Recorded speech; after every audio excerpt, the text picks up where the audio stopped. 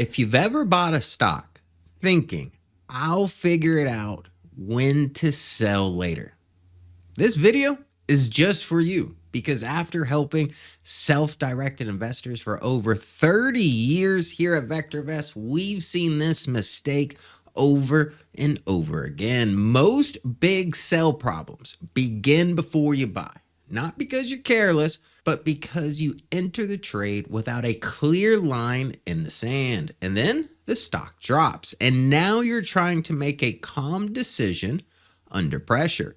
Hope, it gets involved. Pride gets involved. Fear gets involved. And suddenly, a small, manageable loss turns into a much bigger problem. At VectorVest, we believe the buy decision is not complete until the exit decision already exists. So today, I'll show you the one question to answer before you buy, so you're not forced to figure out the exit when emotions are already in control. Now let's get into it.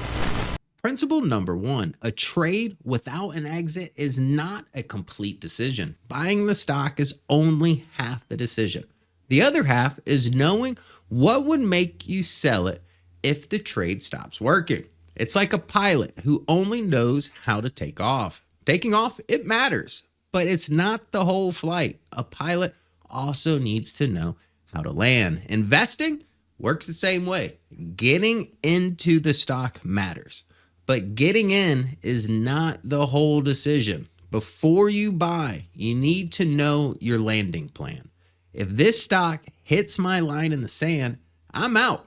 That's what turns selling from an emotional reaction into a planned response. And here's what happens when that line is not defined in advance. Let's say a stock looked good on the way in. The trend looked solid. The setup made sense. You buy it, but you never define the exit in advance. Then the stock starts to fall. At first you think, I'll give it a little more room. Maybe support will hold here.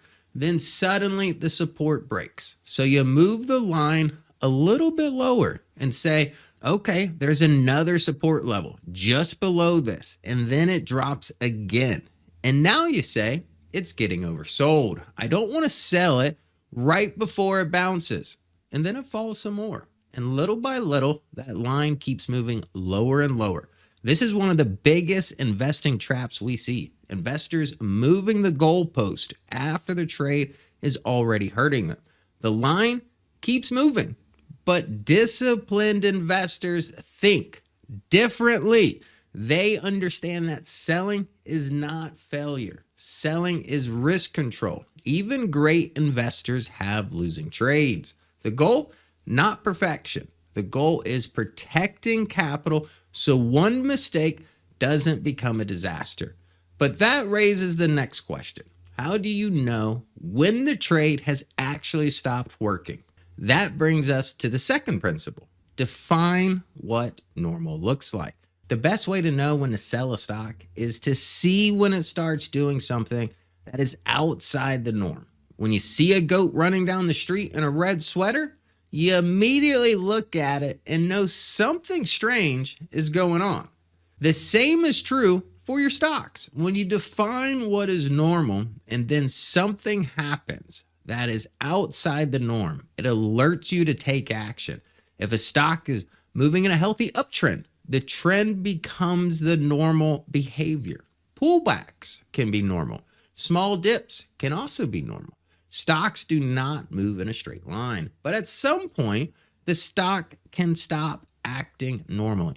Before you buy, you should already know what behavior would prove the trade is no longer working. For example, maybe the stock breaks below support. Maybe it violates a key trend line. Maybe price action completely changes characteristics. This is the red sweater moment. It is the signal that something has changed and you need to act. And that is what your line in the sand is supposed to do. It defines the point where normal movement becomes abnormal movement. The third principle is this: limit the loss before you buy. It is not enough to say, I've got to stop. You also need to know what that stop means in real dollars. Because let's say you pick a really good stop It's in a logical place. It gives the stock room to move. Everything about the stop makes sense. But then you put way too much money into the trade. Now the stock starts falling toward the stop. You're watching the dollar loss grow and grow and grow. And before the stock ever hits your stop, you're already freaking out. So what happens? You sell early, not because the stop was bad, but because the position was too large. That's why in our successful investor framework, we want the risk on a single trade to typically stay around 1 to 2% of the total portfolio. That way, if the trade does not work, it's controlled, it's manageable, it does not wreck your account. We did a whole video buying the right number of shares, and we even created a free GPT that you can use to help calculate the size of your position and total risk. I'll link that in the description below. So before you buy, know 3 things. Where am I getting in? Where am I getting out? And the third, if the trade goes against me, how much does my portfolio lose? That is risk control, and it needs to happen before you buy. After the stock starts falling, now the obvious question becomes, okay, but how do you actually define that line in the sand consistently? Because there's a struggle many investors have. Some stops are too tight, knock you out too early. Others so loose they allow huge losses. And many investors just keep changing the number emotionally once the stock starts moving against them. That's one reason investors use VectorVest. Inside the system, every stock has a calculated stop price designed to help define where the stock is no longer behaving the way it should be. So instead of guessing where the line should be, you will have a stock-specific line in the sand before entering a trade. But we do not stop there because the stop tells you where to get out. Position size helps determine how much that exit could cost. That is why inside the Successful Investor Framework, we typically pair the VectorVest stop price with a 10 stock equally dollar-weighted portfolio. In simple terms, that means each position starts out at the same size. And when you combine that structure with the VectorVest stop price, the risk on any one trade is typically kept around 1 to 2% over the entire portfolio. So one trade does not have the power to wreck the account. Now, inside the Market Launchpad, we teach investors all 3 decisions work together: when to buy, what to buy, and when to sell. Because successful investing is not just finding stocks. It's having a complete decision framework.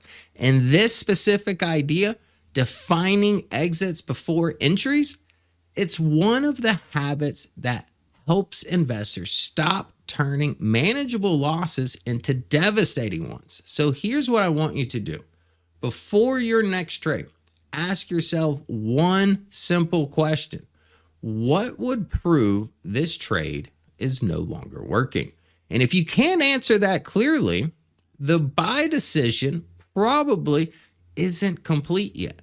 And now if you'd like help with this, you can get a free stock analysis report in the description below. We'll show you the VectorVest stop price on a stock you already own, or maybe you're thinking about buying one. So you're not making these decisions emotionally in the heat of the moment. And if you want to see how the full system works together inside the Market Launchpad, there's also a link in the description below. Now, thank you everyone for watching, and I'll see you in the next video.